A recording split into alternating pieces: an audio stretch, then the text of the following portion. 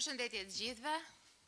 Është shumë kënaqësi që të jem sot me stafin e Portit Durrësit, I cili ka kaluar periudha reformimit të thella, që konsistojnë nga ndërtimi I një porti të ri dhe deri tek ngritja e kapaciteteve njerëzore, të cilat duhet të jenë kapacitete që përputhen plotësisht me kërkesat e një porti evropian, I cili nuk do t'i shërbej vetëm Shqipërisë, por do t'i shërbej më gjerë Kosovës edhe Maqedonisë Veriut, ashtu siç ju e dini shumë mirë.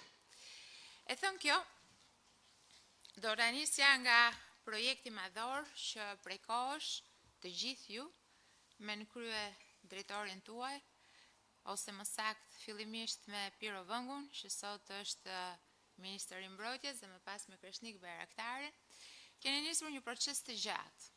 Një proces të gjatë I cili do të përfundoj para vitit 2030 nga që janë të gjitha gjasat, ashtu dhe siç parashikohet në vizionin e Shqipërisë 2030 në strategjinë për zhvillimin e sektorit detar. Ne kemi nisur prej kohësh, do të thoja vitesh tashmë, një plan zhvillimit të një porti të ri në afërsi të Durrësit, duke qenë se lokacioni është strategjik, duke qenë se Durrësi është një pikë referimi për të gjithë rajonin, por sigurisht me rritjen e një qyteti turistik me vlera të mëdha të mbartura nga kohët e antikitetit, pasi ka pak vende në Europë ku një amfiteatër 3000 vjeçar ndodhet kaq afër zemrës së qytetit, por edhe të portit. Për këtë arsye dhe për gjitha ankesat që ne kemi marrë ndër vite, për sa I përket zhurmës, trafikut, nga automjetet e rënda që aksesojnë portin, por nga ana tjetër edhe ndotjes mjedisore që vinte nga shkarkimet e anijeve të mallrave gjenerale apo dhe të kontenerëve, sigurisht me një punë shumë të detajuar dhe me mbështetjen e një nga kompanive më të mëdha në Europë, Royal Haskoning, një kompani ekselence në sektorin detar, Ministria e Infrastrukturës dhe Energjisë, Autoriteti Portuar I Durrësit, ka arritur që të ketë një dokument të jashtëzakonshëm që parashikon dhe pararend duke dizenjuar të gjithë hapat për ndërtimin e këtij porti të ri në Porto Romano. Tek ne prezantonim publikisht këtë projekt nga Maqedonia e Veriut dhe nga Kosova, kërkuan që të ishin pjesë e këtij projekti, duke përfituar jo siç sot edhe Kosova dhe Maqedonia e Veriut e përdor portin e Durrësit, por duke qenë e mundur krijimi I një lidhje me dy porte të thata. Një I vendosur në Shkup, projektin fillimisht nga qeveria e mëparshme e Maqedonisë Veriut ka qenë për në Struk, po më pas vetë qeveria maqedonase e ndryshoi duke e kërkuar në Shkup, në kryeqytet, dhe një port tjetër I thatë në zonën e Prishtinës. E thënë kjo, e gjithë procedura ndërkombëtare ka qenë transparente, ka pasur disa faza të saj për përzgjedhjen e konsulencës edhe më pas për projektin dhe sot praktikisht kemi arritur në fazën e fundit të përfundimit të projektit për ndërtimin e këtij porti. Interesi ka qenë shumë I lartë, 5 kompani të huaja, konsorciume, kanë garuar dhe në 31 janar ne do të kemi fituesin e garës për ndërtimin e portit të Durrësit, I dal nga një garë ndërkombëtare e cila është hudhëhequr dhe mbikëqyrur nga Royal Haskoning. Sigurisht me pjesëmarrjen e të gjithë atyre departamenteve nga Autoriteti Portuar I Durrësit që ligjërisht duhet ishin pjesë e këtij procesi. Në 31 janar ne do të kemi një fitues, një konsorcium fitues, që më pas duhet vazhduar me negocimin e kontratës dhe me synimin e madh për të nisur kantierin e ndërtimit të portit të ri në Porto Romano brenda këtij viti, pra vitit që do të vi 2026. Dhe sipas gjithë llogaritjeve dhe sipas dokumentacionit, për 3 vite ky port duhet të jetë i dorëzuar dhe operativ. Pra Shqipëria në 2029 duhet të ketë të dorëzuar një port në zonën e Porto Romanos, porti më i madh në Ballkanin Perëndimor, i cili do t'i shërbejë Maqedonisë të Veriut edhe Kosovës gjithashtu. Në këtë optik, sigurisht që porti i Durrësit për ne ka qenë një prioritet.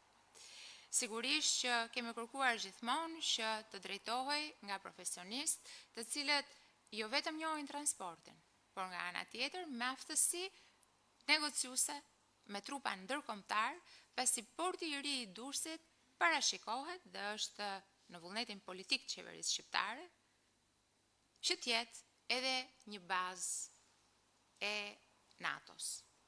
Një bazë e NATO-s e vendosur në zemër të Mesdheut dhe padyshim në Shqipëri si aleati më besnik i kësaj force të jashtëzakonshme, bashkësie të jashtëzakonshme. Për këtë arsye dhe për të gjithë arsyet e tjera të zhvillimit ekonomik të vendit, pasi porti i Durrësit, ai i riu që do jetë në Porto Romano, do të vazhdojë të jetë motori ekonomik i Shqipërisë, një motor ekonomik i cili nuk prodhon vetëm punësim, por prodhon një ekonomi zinxhir.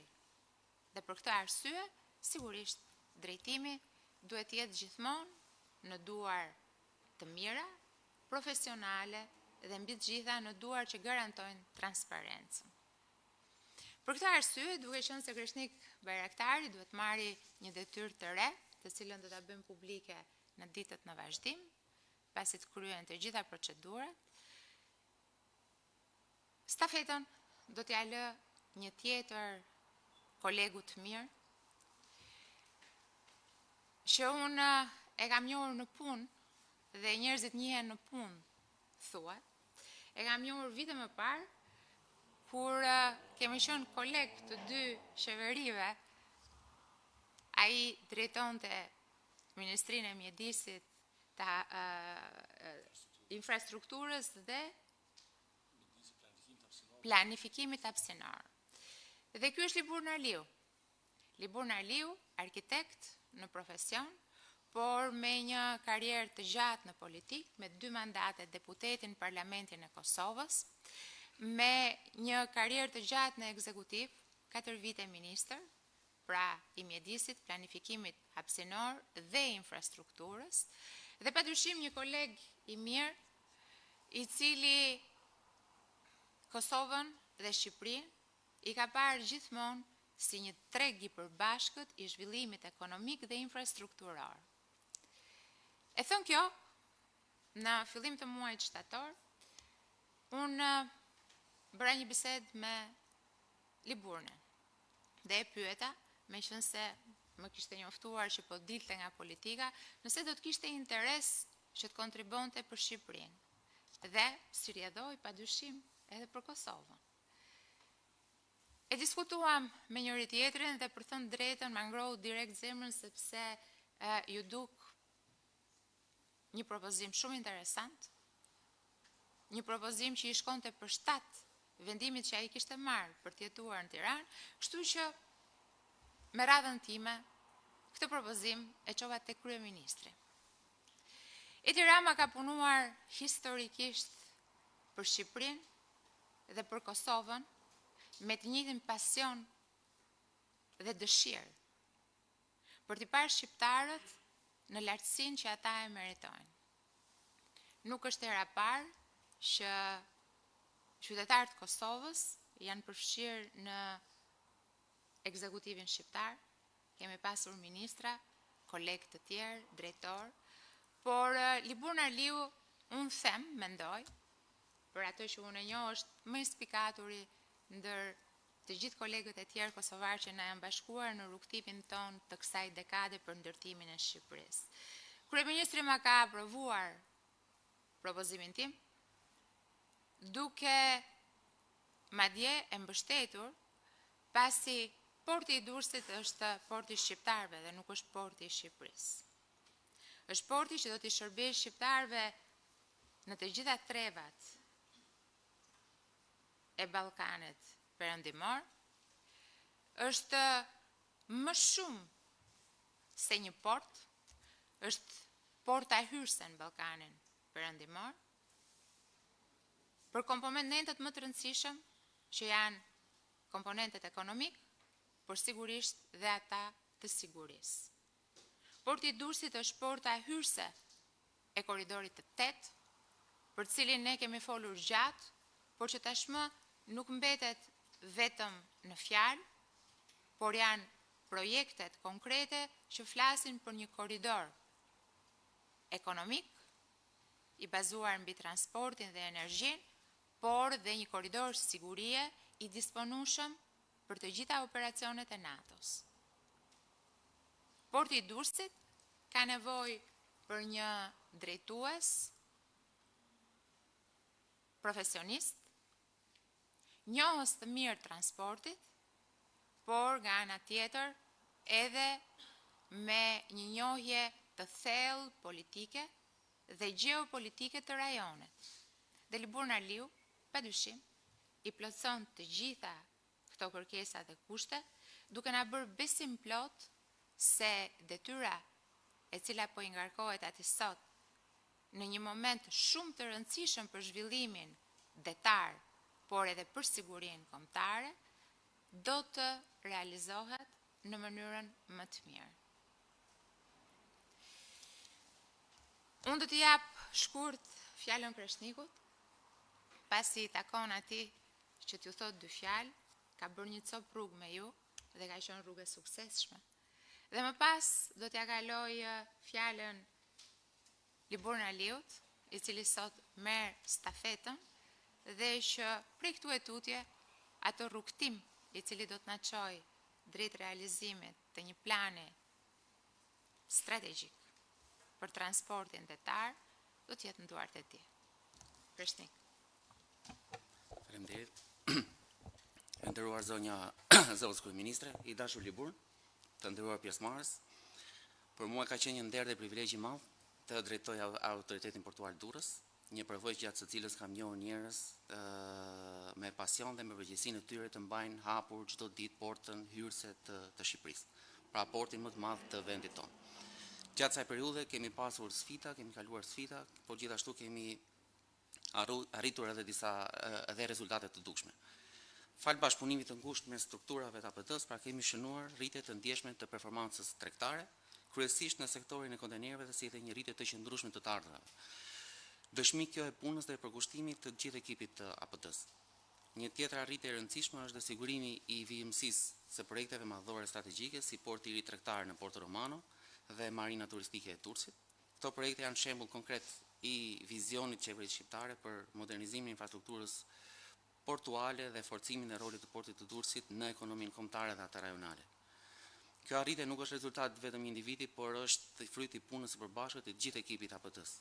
Kështu që për gjej rastit ju falenderoj të gjithëve për profesionalizmin dhe bashkëpunimin e deritanishëm. Një falënderim veçantë dua të shpreh për ju, zonja zëvendës kryeministre, për mbështetjen, për besimin dhe vëmendjen tuaj konkrete ndaj proceseve strategjike që kanë çuar dhe ndikuar drejt për drejt në zhvillimin e portit Durrësit. Kjo mbështetje ka qenë vendimtare për ecurimin e shumë projekteve që tashmë janë në një rrugë të sigurt drejt të realizimit të tyre. Gjithashtu i uroj zotit Liburn shumë suksese në detyrën e re dhe jam i bindur se në drejtimin e tij dhe me mbështetjen e zonjës zëvendës kryeministre, porti i Durrësit do të vazhdojë me ritme të larta në rrugën e zhvillimit dhe modernizimit të tij. Kështu që faleminderit edhe një herë gjithëve.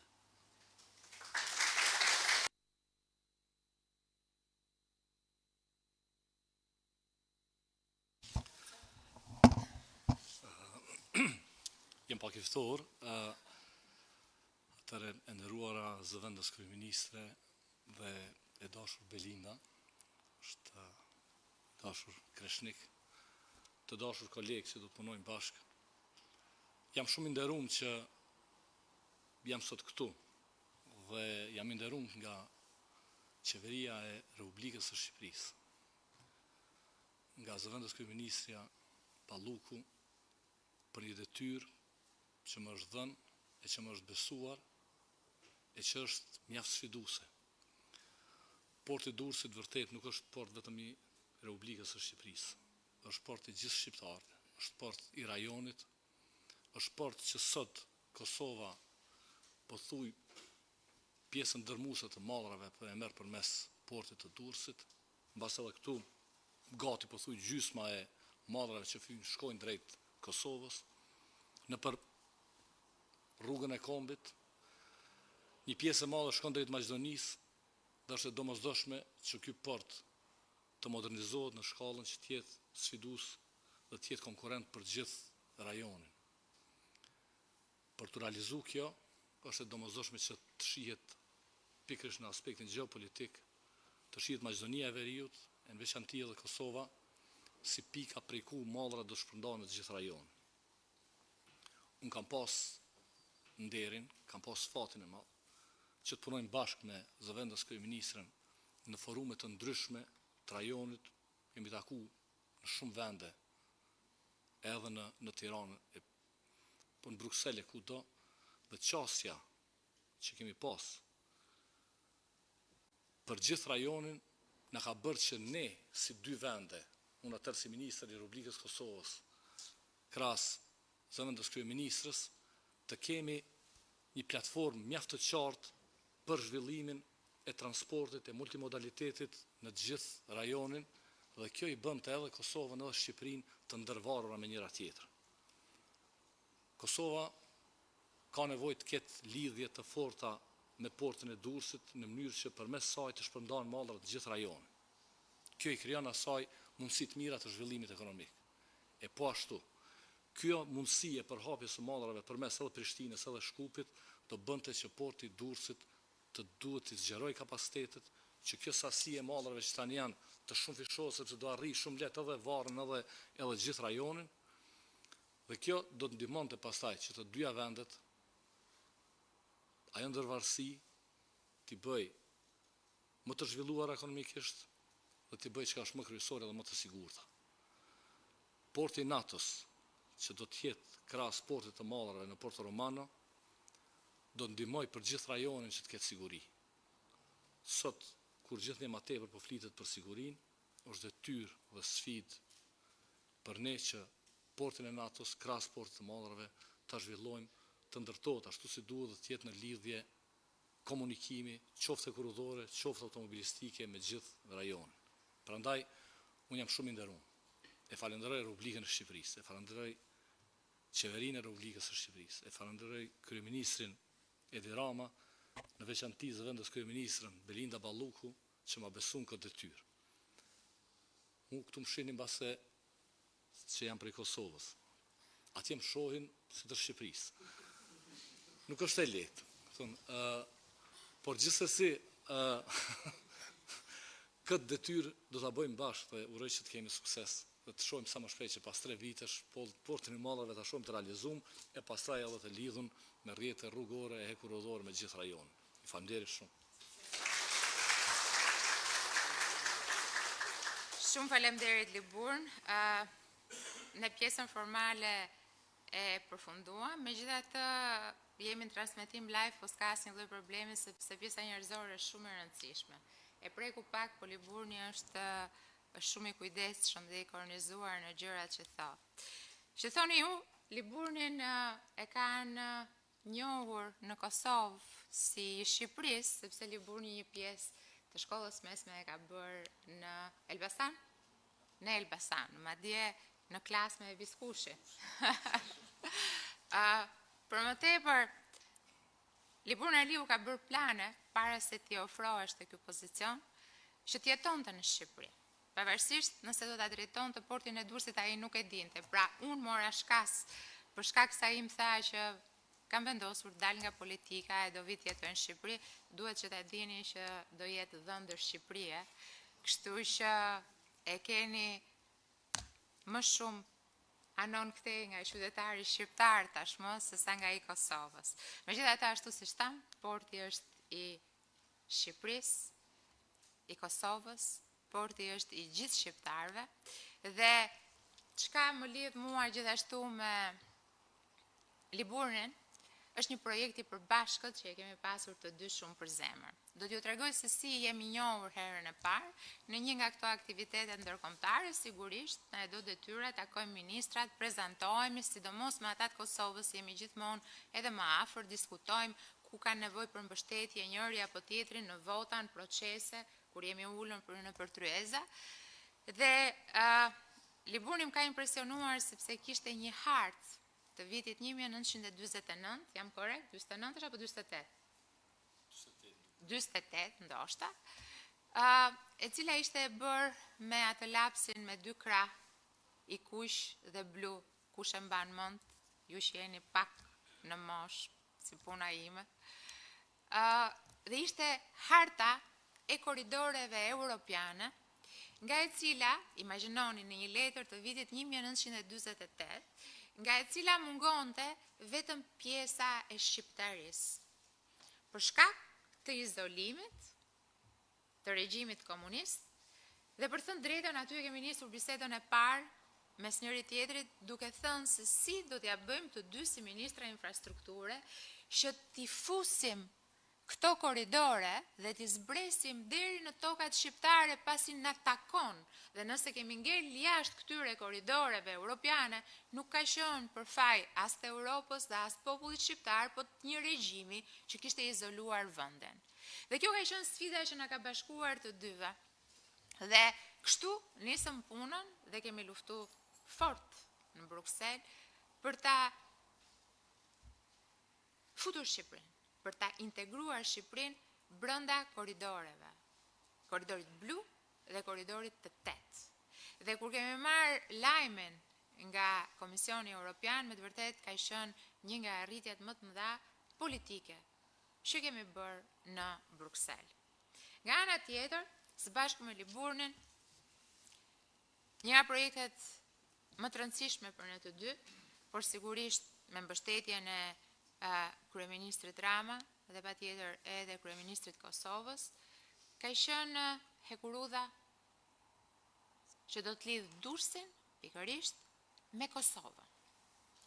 Një hekurudhë që është folur gjatë dhe ka mbetur gjithmonë në për letra, por që me dëshirën e madhe dhe me pasionin për ta ngritur Shqipërinë aty ku meriton, për të realizuar ëndrat mbetura në sirtar, së bashku me stafet tona të Ministrisë Infrastrukturës dhe të Energjisë këtu në Shqipëri dhe të Ministrisë Mjedisit dhe të Infrastrukturës në Kosovë, ne ja kemi dalë që të bënim një procedurë ndërkombëtare, transparente, me fondet mbështetura në mënyrë të njëjtë nga të dyja qeverit, dhe në Shkodër kemi pasur prezantimin nga konsulentët e huaj të projektit me 3 skenar, nga i cili është zgjedhur skenari i hekurudhës që shkon jo përmes rrugës Kombit, pasi e ka një akses pjesa e Prizrenit, por e hekurudhës që shkon drejt Shkodrës dhe më pas Gjakovës.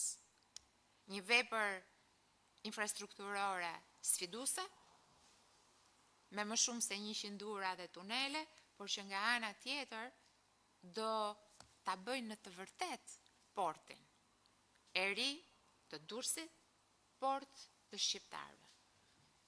Portet moderne me volumet që ne synojmë të kemi në dekadat e ardhshme, pasi po ndërtojmë një port i cili do t'i përgjigjet nevojave të rajonit dhe jo vetëm të Shqipërisë për dekadat e ardhshme dhe jo për pak vite, padyshim kërkojnë lidhje hekurudhore.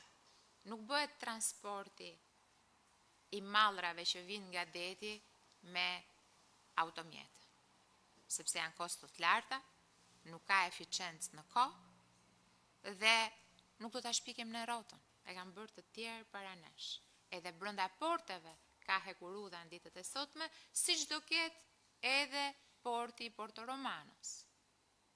Dhe një lajm tjetër i mirë, përveç faktit që marina e Durrësit po ecën me ritme të mira, tashmë kantieri duken ku janë ndërtesat, pjesa e detit ka përfunduar pjesa e parë e pastrimit dhe krijimit plazhit, por për marinën ka shumë informacion. Do desha t'jepja edhe një lajm tjetër në këtë rast, dhe t'ju falenderoj të gjithë ju që keni marrë pjesë në negociatën me një nga kompanitë më të mëdha të logjistikës europiane me Lidlin gjerman.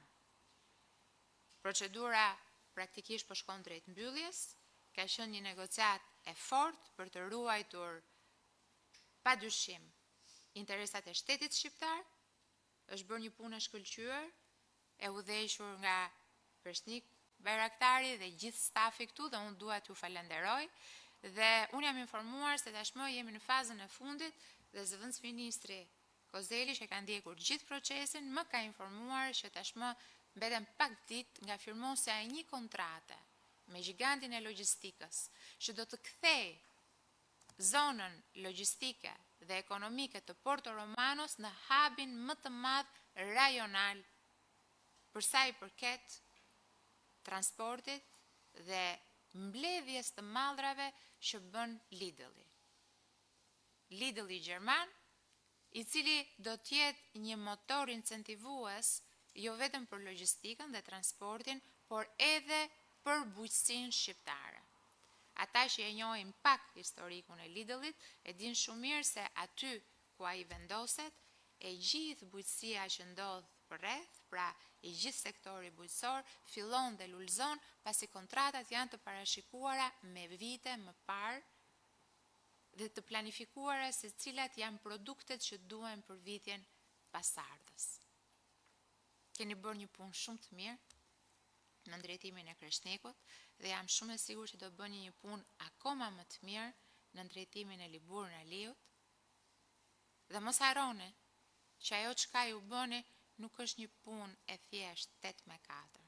Është një mision për Shqipërinë, është një mision për shqiptarët. Shumë faleminderit dhe punë të mbarë gjithëve.